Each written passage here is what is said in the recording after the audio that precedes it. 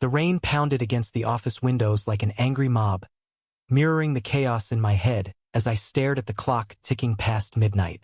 I'd been grinding through another endless overtime session at Apex Marketing in downtown Manhattan, my eyes burning from the glare of the computer screen, when Jordan Hale, my boss, the untouchable CEO with a reputation for being as sharp as a razor, suddenly appeared at my cubicle door. "Alex, you're the last one here. Let me give you a ride home. This storm's no joke," he said, his voice steady but with an undercurrent I'd never noticed before, one that sent a shiver down my spine unrelated to the cold seeping through the glass. I hesitated, my heart racing for reasons I couldn't quite pin down. Jordan was the epitome of corporate success. Mid-30s, impeccably dressed in tailored suits that screamed power, with a jawline that could cut glass and eyes that seemed to see right through you. Rumors swirled about his private life. He was single, no kids, but always dodged personal questions at company events. As a 25-year-old junior analyst who'd been out as gay since college, I'd learned to keep my attractions buried deep, especially at work where the culture was all about climbing the ladder without distractions. But something in his offer felt different, loaded, like he wasn't just being polite. We dashed through the pouring rain to his sleek black Audi parked in the underground garage, the wipers slashing furiously as he navigated the flooded streets of New York City. The silence inside the car was thick, broken only by the occasional thunderclap. "You live in Brooklyn, right? That's a hike in this weather?" Jordan remarked, glancing at me with a half-smile that didn't reach his eyes. I nodded, mumbling something about the subway being fine, but he waved it off. "Nonsense. Besides, I could use the company." His words hung in the air, and I wondered if I was imagining the subtle shift in his tone, the way his hand lingered a second too long on the gear shift. By the time we pulled up to my rundown apartment building in Williamsburg, the storm had turned into a full-blown torrent, rivers of water cascading down the sidewalks. I thanked him awkwardly, grabbing my bag, but as I stepped out, a gust of wind nearly knocked me over. Jordan leaned across the seat. "Wait, Alex. This is insane. My place is just a few blocks from the office. Crash there tonight. The couch is comfortable, and I'll drop you off tomorrow." My mind screamed caution. Mixing work and personal life was a recipe for disaster. But exhaustion won out. I climbed back in, and we drove in silence to his high-rise condo in Chelsea, the city lights blurring into streaks through the rain-streaked windows. Inside his apartment, the contrast hit me like a slap. Minimalist decor, floor-to-ceiling windows overlooking the Hudson, everything screaming success and solitude. He handed me a towel and a dry shirt from his closet. Oversized on me, but warm. "Make yourself at home," he said, pouring 2 glasses of scotch without asking. We sat on the leather couch, the storm raging outside, and for the first time, Jordan opened up. "You know, Alex, I've been watching you. You're talented, driven, but you seem guarded." His eyes met mine, intense, searching. I took a sip, the liquor burning a path to my stomach. "Guarded? In this city? Who isn't?" I replied, trying to laugh it off. As the night wore on, the conversation deepened. He talked about his rise from a small-town kid in Ohio to running a multimillion-dollar firm, the sacrifices he'd made. Long hours, no real relationships. "People think success is everything," he said softly, "but it's lonely at the top." There was a vulnerability in his voice I'd never heard in board meetings. Emboldened by the alcohol, I shared my own story. Coming out to my conservative family back in Texas, the rejection that still stung, moving to New York for a fresh start. "They act like it's a choice," I said, my voice cracking. "Like I could just flip a switch and be normal." Jordan set his glass down, his expression shifting to something raw. "Alex, I get it more than you know." He paused, then leaned in closer. "I'm gay too, have been my whole life, but I've hidden it, buried it under layers of ambition and pretense. The board, the investors, they wouldn't understand. Hell, my own family disowned my brother for the same reason." The revelation hit me like lightning. My boss, the straight-laced icon of heteronormative success, was just like me? "Why tell me now?" I whispered. He reached out, his hand brushing mine in a gesture that was equal parts comfort and confession. "Because tonight, seeing you struggle alone in that office. It reminded me of myself. And maybe, just maybe, I'm tired of pretending. The air between us crackled with unspoken possibilities. But as the storm subsided outside, a new one brewed inside me. Excitement mixed with fear. What did this mean for us? For my job? Society's judgments loomed large, even in progressive New York. That night, I crashed on his couch, my mind racing with questions. Little did I know, this was just the beginning of a tangled web of emotions, secrets, and choices that would test everything I believed about love, identity, and survival in a world that demanded conformity. The next morning, sunlight streamed through the windows, casting a golden glow over the kitchen where Jordan was brewing coffee. He looked different in casual jeans and a t-shirt, approachable, human. "Sleep okay?" he asked, handing me a mug. I nodded, but the awkwardness was palpable. We ate breakfast in near silence, the weight of last night's confession hanging over us like a fog. As he drove me back to my place, he broke the tension. "Alex, about what I said, let's keep it between us. Okay? For now." I agreed, but a seed of resentment sprouted. Why hide? Wasn't authenticity the point? Back at work that Monday, everything felt charged. Jordan's glances lingered during meetings, his feedback on my projects more personal. Colleagues noticed, whispers about favoritism started circulating. Sarah, my cubicle mate, pulled me aside. "What's up with you and the boss? He's been extra nice lately." I brushed it off, but inside, I was torn. Part of me thrilled at the secret connection. Another feared the fallout. As days turned to weeks, stolen moments became our norm. A late-night text, a shared lunch away from prying eyes. Jordan opened up more. His fake dates with women to keep up appearances, the pressure from his evangelical parents who still called weekly, expecting grandkids. One evening, after a grueling client pitch, he invited me over again. This time, no storm as excuse, just raw honesty. We talked for hours about the struggles of being gay in corporate America, the microaggressions, the constant code switching. "I've built this empire," he said. "But at what cost? I envy your openness, Alex." His words stirred something deep, a longing for connection I'd suppressed. As we sat on the balcony, stars twinkling above the city skyline, our hands found each other. It was innocent, a simple touch, but it ignited a spark that neither of us could ignore. Yet, doubts crept in. Was this real or just convenience? Jordan was my superior. Power dynamics screamed red flags. And society? Even in 2026, with marriage equality long won, homophobia lingered in boardrooms and family dinners. My roommate, Mike, a straight ally, sensed something. "Be careful, man. Office romances are messy, especially when one's the boss." His warning echoed as I navigated the growing intimacy. The turning point came at the company's annual gala, held at a swanky hotel in Midtown. Dressed in tuxedos, Jordan and I arrived separately to avoid suspicion. The event was a who's who of the marketing world. Investors, clients, all toasting Apex's success. I mingled, but my eyes kept drifting to him, commanding the room with effortless charisma. During a quiet moment by the bar, he slipped me a note. "Meet me on the rooftop after speeches." Up there, the city sprawled below like a glittering carpet. Jordan was waiting, a glass of champagne in hand. "To us," he toasted, clinking glasses.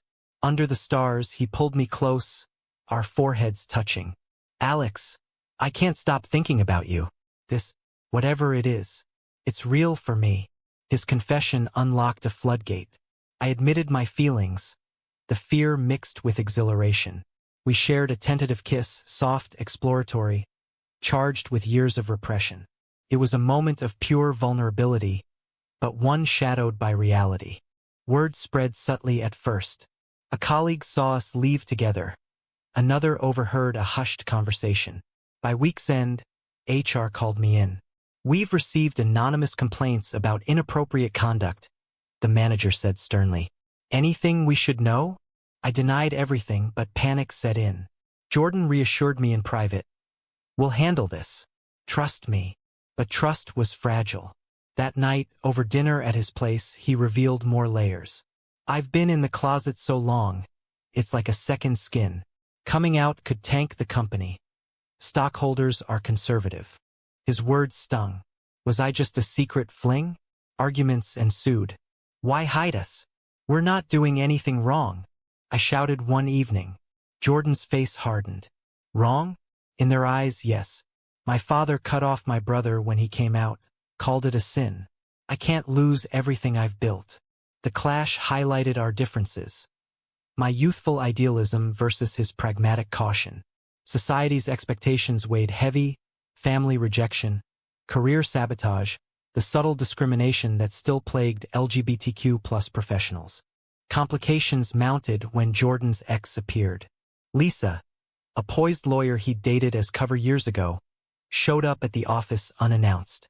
We need to talk, she demanded. In his office, voices rose. I eavesdropped unintentionally, hearing fragments. You're playing with fire, Jordan. If this gets out. She left in a huff, and later he explained. She knows my secret. We were each other's beards in college. She's worried for me, but her visit planted seeds of jealousy.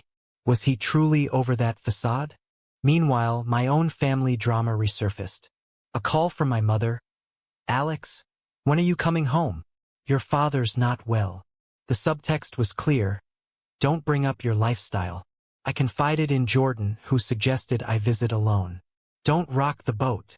His advice felt like betrayal. Easy for you to say, hidden away, I snapped. Our relationship strained under these pressures. Love battling against societal barriers. A major client deal became the flashpoint. Apex was pitching to a conservative Midwestern firm, led by a CEO known for anti-LGBTQ+ views. Jordan prepped me intensely, but during the meeting, the client made a homophobic joke. Everyone laughed politely except me. That's not funny, I said firmly. The room froze. Jordan shot me a warning look, steering the conversation back. Later, in his office, he exploded. What were you thinking? We could lose millions. I was thinking about integrity, I retorted. Hiding who we are enables that crap. The argument escalated, revealing deep rifts. Jordan admitted fear. I've sacrificed too much to risk it now. Hurt, I stormed out, questioning if love could survive such compromise. Days blurred into avoidance. Texts went unanswered. Meetings were tense. Then a breakthrough, or so I thought. Jordan showed up at my apartment late one night, soaked from rain echoing our first encounter. I'm sorry, Alex. You're right. We can't live like this. He proposed going public slowly, starting with HR. Hope flickered, but skepticism lingered. Was this genuine or damage control? As we reconciled, external forces conspired. An anonymous email circulated company-wide, hinting at inappropriate relations between boss and employee. Panic ensued. Jordan suspected Lisa, but she denied it. Investigations loomed, threatening both our careers. Society's judgment manifested in whispers, stares, the subtle exclusion from key projects. In the midst of chaos, we clung to each other. Long walks in Central Park, sharing dreams of a life without masks. Jordan opened up about his brother's suicide attempt after family rejection, a dark secret fueling his caution. I won't let that happen to us, he vowed. Emotionally raw, our bond deepened, but the world pushed back. The scandal broke wide open when a tabloid blogger, tipped off anonymously, published a blurry photo of us on the rooftop at the gala. Headlines screamed, Apex CEO's secret gay affair with junior staffer? Social media erupted, supportive comments mixed with vitriol. Disgusting, one troll wrote. Keep that in the bedroom. Others praised. About time corporate America wakes up. But the damage was done. Stock prices dipped. Clients wavered. Jordan's board called an emergency meeting. I waited anxiously in his apartment, pacing. He returned pale, defeated. They want me to step down temporarily. Deny everything. Rage boiled. Deny us? After all this? Tears streamed as we argued. I love you, Alex, but my life's work. His words cut deep, exposing the chasm between personal truth and professional survival. I moved out temporarily, crashing with Mike. "This is messed up," he said. "Love shouldn't cost your job." Reflection hit hard. Was I naive to expect change overnight? Society's progress was uneven. Laws protected us, but hearts lagged. My family called, having seen the news. "Is this true?" My father barked. "You're embarrassing us." The rejection reopened old wounds. Jordan fought back, hiring a PR firm to spin the narrative as a personal matter.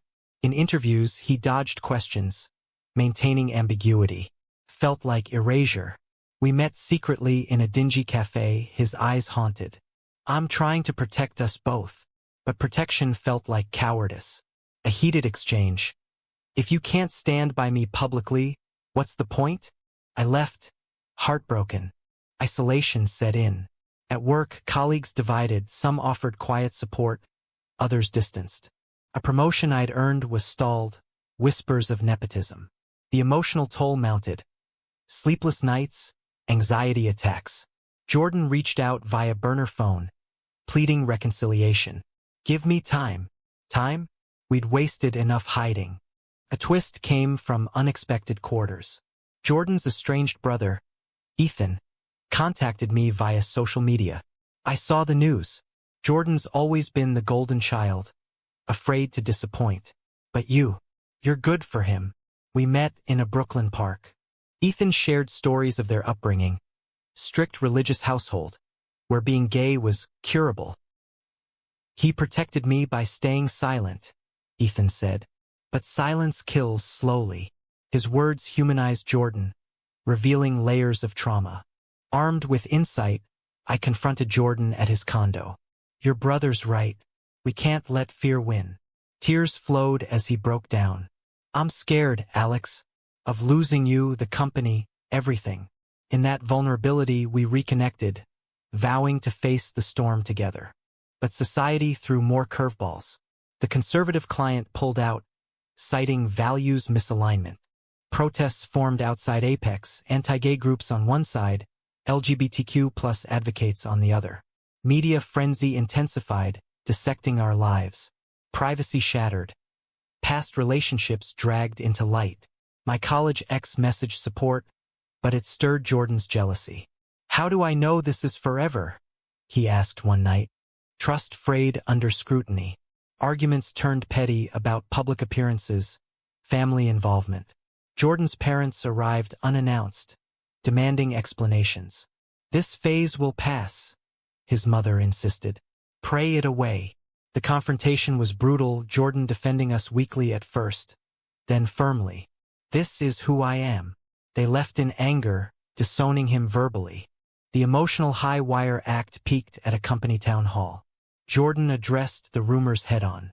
"My personal life is mine, but I won't hide anymore. Alex and I are together, and that's not changing." Gasps echoed. Applause followed from some. It was a bold move, but backlash ensued, resignations, boycotts. For me, vindication mixed with fear. We'd chosen authenticity, but at what cost? Relationships tested limits. Society's mirror reflected ugly truths. As we navigated fallout, love endured, fragile yet fierce. Post-revelation, life became a battlefield.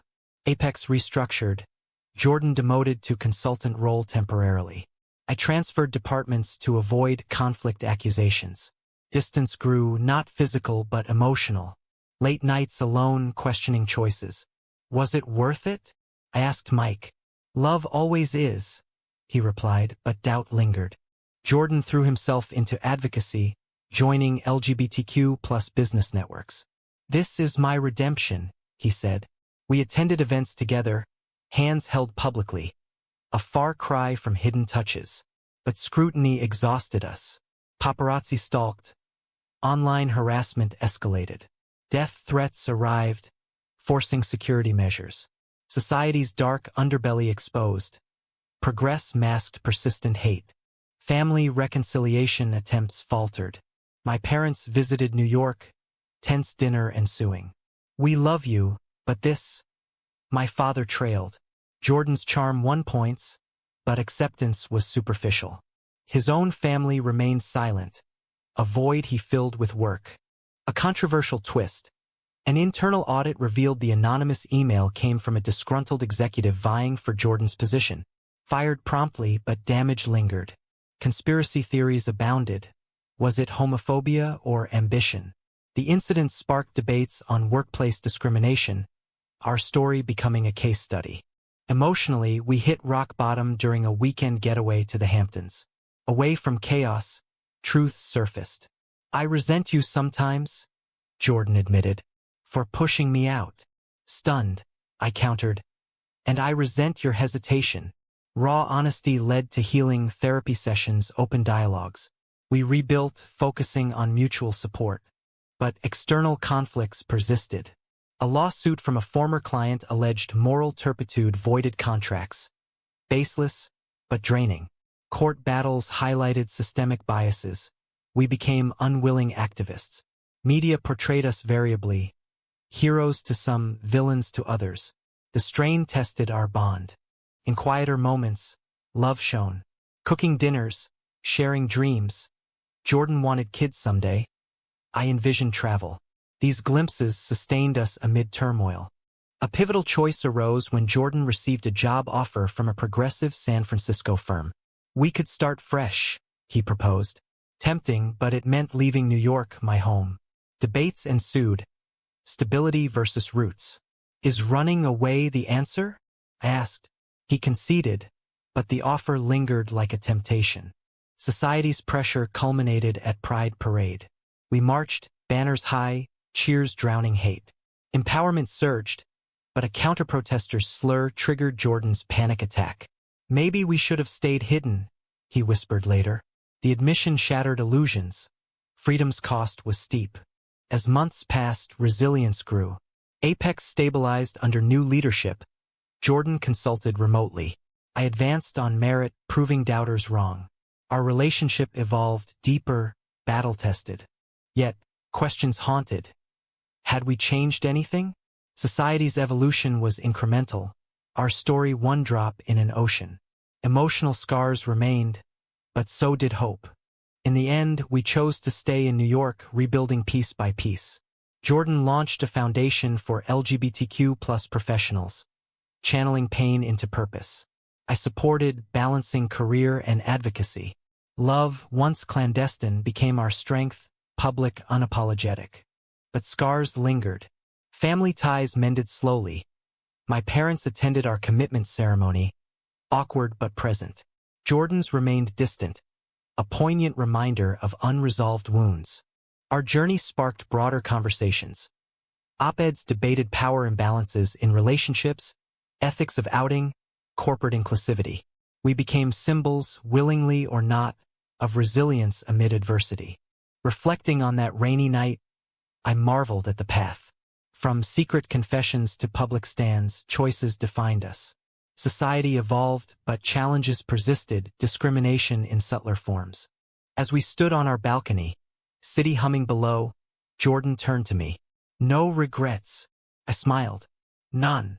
Yet, in quiet moments, I pondered the trade-offs. Was it ethical for Jordan to pursue a relationship with me, given the power dynamic, even if love was mutual?